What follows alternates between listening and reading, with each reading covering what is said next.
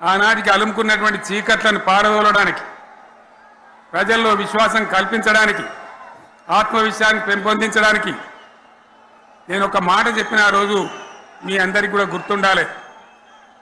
ఉద్యమం నుంచి వెనక్కి మరలితే, ఉద్యమ జెండాను దించితే నన్ను రాళ్లతో కొట్టి చంపండి అని చెప్పి నేను ఉద్యమాన్ని ప్రారంభించిన విషయం మీ అందరికీ కూడా తెలుసు.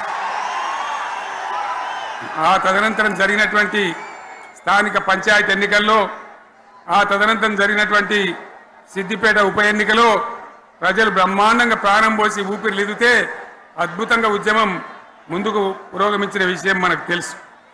60 ఏళ్ల సమైక్య పాలనలో తెలంగాణది ఎంత గోస, ఎంత దుఃఖం, ఎంత వేదన, ఎంత హింస, ఎంత అణిచివేత చూసినామో మనందరికీ కూడా బాగా తెలుసు.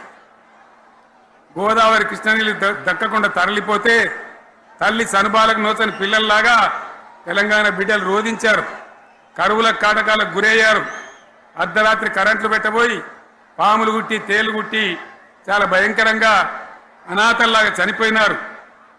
ఆ రకంగా జరుగుతూ ఉంటే ఇక్కడ ఉన్నటువంటి ఆనాడు కాంగ్రెస్లో టీడీపీలో ఉన్నటువంటి నాయకులు పదవుల కోసం